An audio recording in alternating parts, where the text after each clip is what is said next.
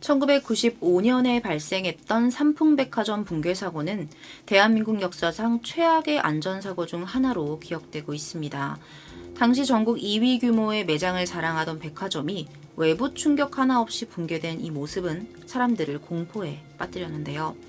사고 직후 영국 언론에서는 건물이 외부 충격 없이 이런 형태로 완전 붕괴되는 것이 상식적으로는 불가능하다는 이유로 북한에 의한 테러 가능성을 주장하기까지 했습니다. 결국 이 사고는 부실공사가 사고의 원인으로 밝혀지면서 안전불감증의 대표적인 사례로 지금까지도 기억되고 있습니다. 그런데 안타깝게도 이 삼풍백화점과 놀랍도록 비슷한 사건이 2013년 방글라데시에서 발생했습니다. 심지어 그 피해 규모는 삼풍백화점의 2배가 넘었죠. 오늘 준비한 사건 파일 리뷰 컨텐츠는 방글라데시 라나플라자 붕괴 사고에 대한 이야기입니다. 라나플라자는 방글라데시의 수도 다카 인근 지역인 사바르에 위치한 지상 8층짜리 상업용 건물이었습니다. 라나플라자의 건물주는 당시 방글라데시 집권 정당인 방글라데시 아와미 연맹의 지역 정당 소속 소헬 라나라는 사람이 소유하고 있었어요. 자, 이 그림은 붕괴되기 전에 라나플라자를 재현해 놓은 그림인데요. 사실 이 건물은 2007년에 처음 지어질 당시에 4층 건물로 지어진 건물이었습니다. 지하는 주차장 겸 건물주 라나의 사무실이 있었고요. 1층엔 다른 사무실과 작은 상점들, 그리고 2층에는 상업지대와 은행 등이 위치해 있었습니다. 나머지 3층에서 4층은 선진국 기업들의 하청을 받아 옷을 만드는 의류 공장들이 빼곡하게 들어서 있었죠. 그 공장들 중에는 베네통, H&M, 타미힐피거, 월마트 등 유명 브랜드의 의류를 제조하는 공장도 있었습니다. 건물의 처음 구성만 놓고 보면 이 기둥이나 내벽이 설계된 매우 평범한 건물처럼 보입니다. 하지만 라나플라자는 애초부터 무허가 건물이었어요. 그리고 사업이 점점 번창하자 이 건물주의 소헬 라나는 더 많은 업체와 공장을 입주시키기 위해서 2009년부터 2012년까지 4층이었던 건물을 8층으로 무려 2배나 증축해버리는 공사를 진행합니다. 처음에 분명 4층 건물의 중량을 기준으로 설계된 건물이었을 텐데 그 위에 같은 크기의 건물을 하나 더 올렸다는 겁니다. 건축에 대해서 아무것도 모르는 제가 들어도 얼마나 무리한 공사였는지 짐작이 가능한 부분이죠. 또한 라나플라자가 무허가 건물이었기 때문에 증축공사 역시 건축주 임의로 무허가로 진행이 됐습니다. 때문에 그런 식으로 증축된 4개 층 역시 제대로 지어졌을 리가 없겠죠. 처음부터 무허가 건물로 허술하게 지어진 이 4층짜리 건물에 대해서 보강 공사를 했어도 모자랄 텐데 이런 돌이킬 수 없는 일이 벌어진 겁니다. 자, 지금 그림을 보시면 8층 건물이라고는 했는데 9층이라고 쓰여 있는 것을 확인할 수가 있습니다. 이 지독한 건물주가 라나플라자가 붕괴되기 직전까지 한 층을 더 올려서 9층까지 만드는 공사를 진행하고 있었던 겁니다. 삼풍백화점 역시 5개 층을 증축하면서 진행된 무리한 공사, 그리고 그로 인한 하중을 견디지 못해 무너져 내렸었죠. 라나플라자의 건축가인 메스툴 레자는 인터뷰를 통해 이 건물의 건축 용도는 원래 상점과 사무실을 위한 설계지 공장으로 설계된 것은 아니라는 우려를 표했습니다. 다른 건축가들 역시 공장기계 등의 무게와 진동을 견딜 수 있을 만큼 이 구조물이 강하지도 않고 상점과 사무실만을 위한 건물 위에 공장까지 두는 것은 매우 위험한 일임을 누차 강조했죠. 하지만 이미 때는 늦었습니다. 2013년 4월 23일 라나플라자가 붕괴되기 하루 전날 한 TV 채널이 빌딩에 균열이 생기는 장면을 촬영합니다.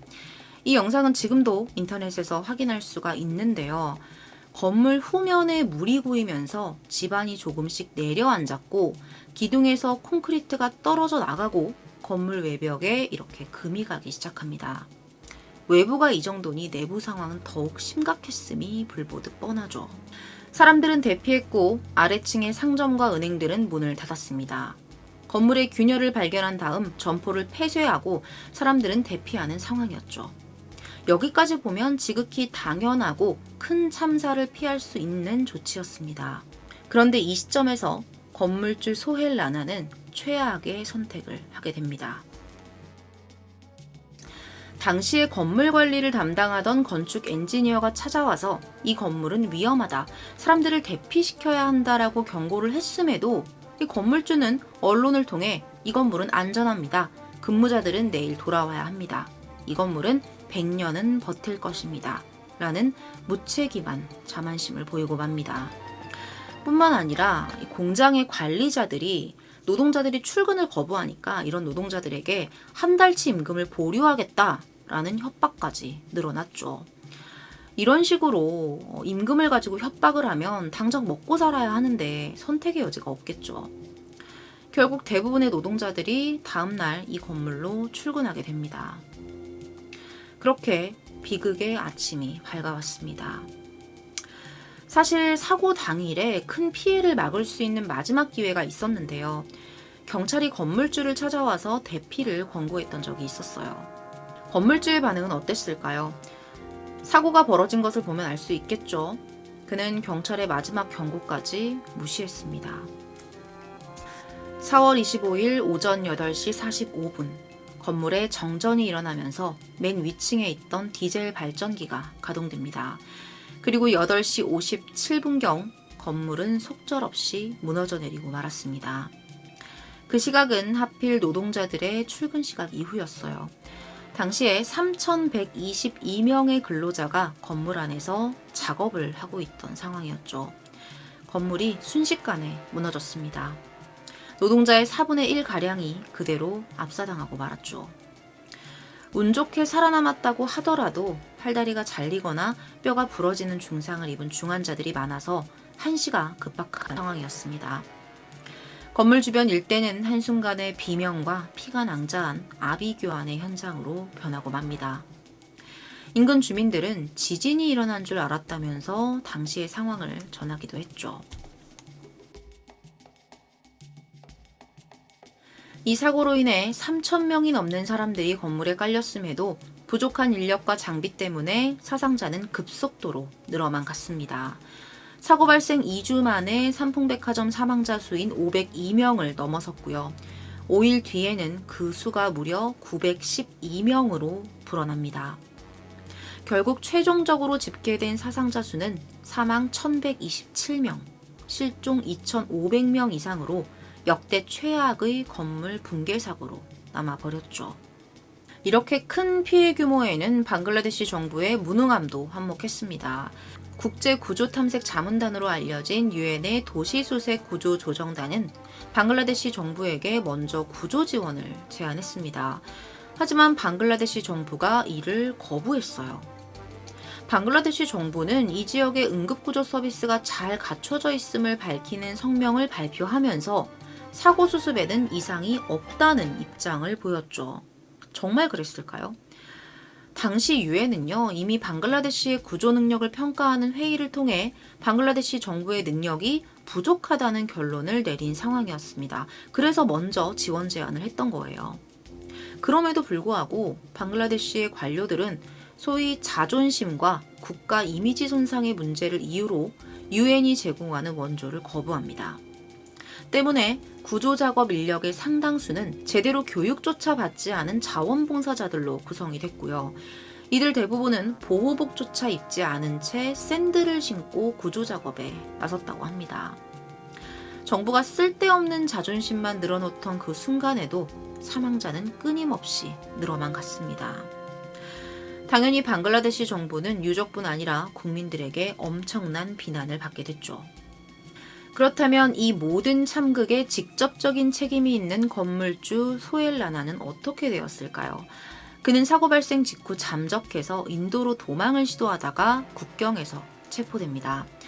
방글라데시 고등법원은 피해자 배상을 위해 건물주 및 입점한 의류공장 업주 4명의 부동산과 자산을 압류하고 은행에 동결 조치를 내렸습니다.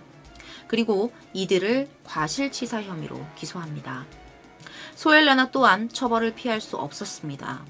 붕괴 전날과 당일에도 분명히 경고를 받은 상황이었고 위험하다는 것을 알고 있으면서도 아무런 조치도 취하지 않았기 때문이죠.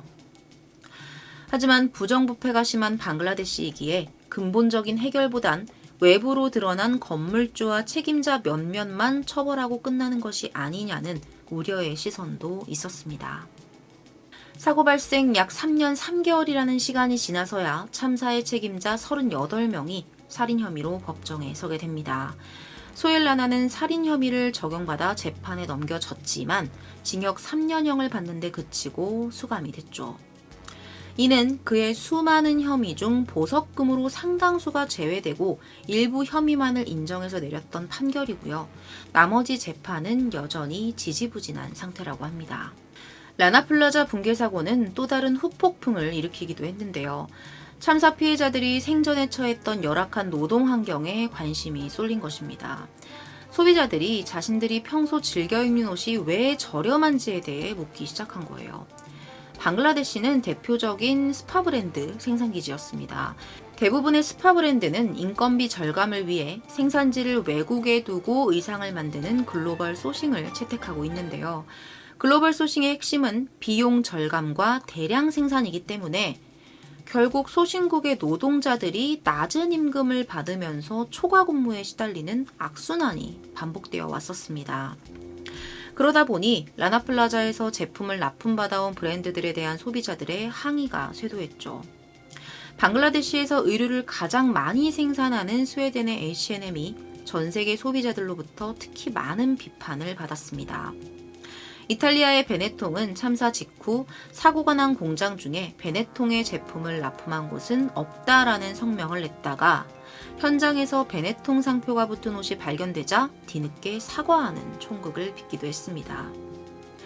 비판이 거세지자 H&M을 비롯한 기업 30곳이 방글라데시 노동 조건 개선을 위한 기금 30억 달러, 약 3조 3천억 원을 마련합니다. 이에 방글라데시 정부도 조금의 태도 변화를 보였는데요.